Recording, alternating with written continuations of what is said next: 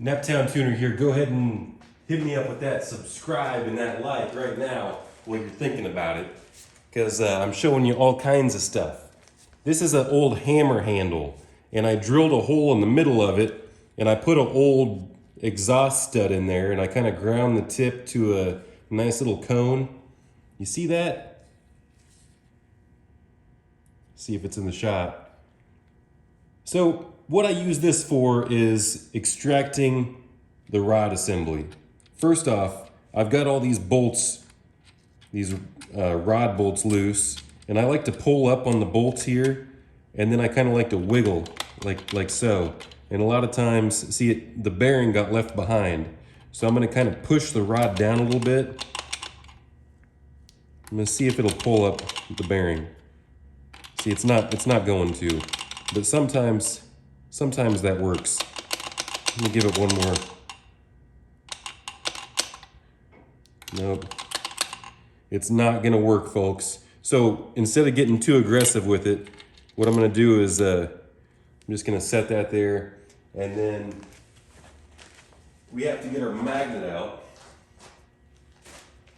I'm gonna make sure the magnet is clean. I don't prefer to do it this way, but a lot of times I don't reuse these bearings anyway unless they look really nice. But these are good OEM bearings, and if you buy them new, they cost about $200. So now the part of this video is removing that rod. If I were to use, let's say, a screwdriver or a long metal extension or something to push this rod through, there's a chance that I could slip and hit the bearing, and if I was trying to save that bearing, that would be a bad idea. There's also a chance that I could slip through and score the cylinder wall. So that's why I made this hammer handle, and I'm just gonna put it inside the rod like this, and then I'm gonna take my other hand and catch the piston like so. And with it being wood, if you slip, you're not gonna scratch anything.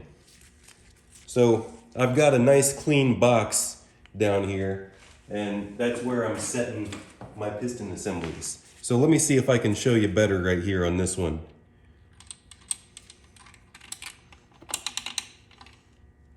Nope. See, it's the bearing is not coming out. Let me show you. So if I were to, things can get dirty very fast like this. This is like dealing with food. You don't want any kind of contamination anywhere.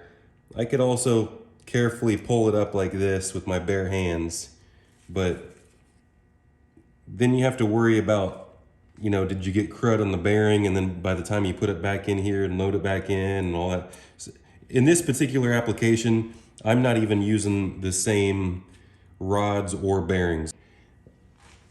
But let me just show you popping this rod out again.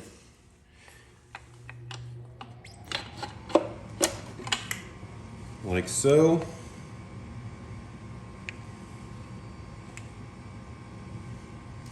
You see that one, this engine bent valves, so the valves kind of tag inside here.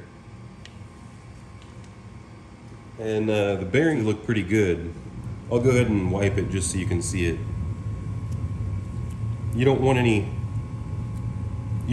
lines or anything in there, any scoring, but this is just break-in wear. This is a multi-layer bearing shell here, and it's just ever so slightly broken in. And then we got the very last one, and it's down there closer to the bottom. So let's see if this one works. Nope. Last one didn't pull the bearing cap either. Normally that works for me.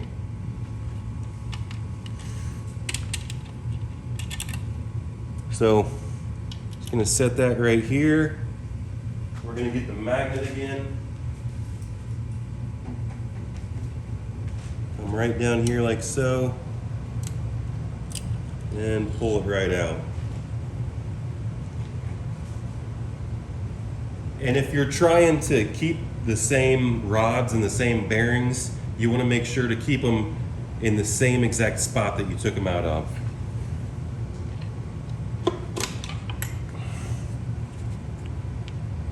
So there you go. That's your demonstration on a special tool to extract the rods. There's no chance that you can slip and damage because it fits inside the bolt hole and it's not going to slip and score the cylinder wall.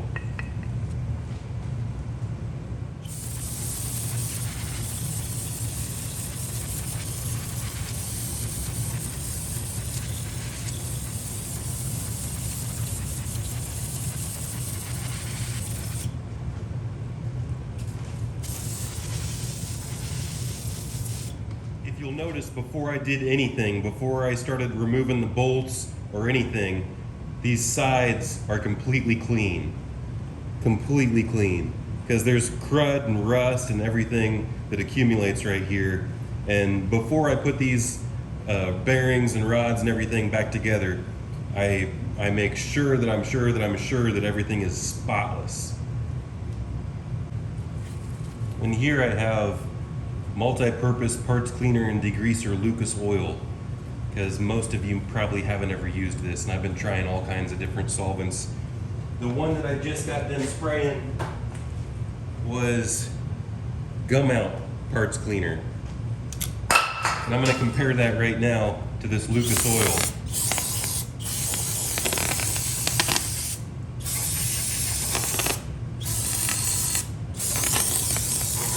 I gotta say, I think I do like this Lucas oil better than the gum out.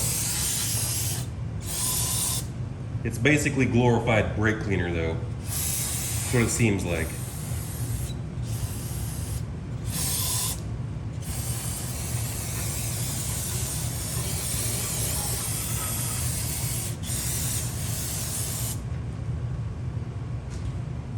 And then I flip it over and everything gets cleaned just the same from the top down. This is actually a washed microfiber cloth, even though it looks a little bit dirty. Clean the oil off the top, and then wash everything from the top down.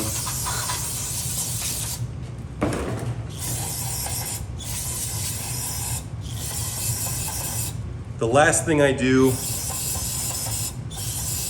is cover those bearings.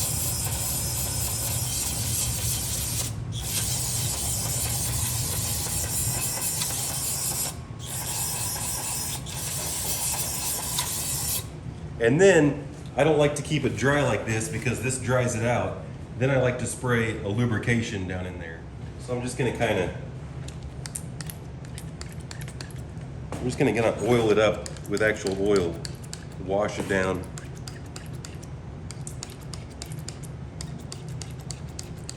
So the bearings are all washed down with actual motor oil. Now I got this Big Blast WD-40, and I'm gonna kind of get the walls washed down.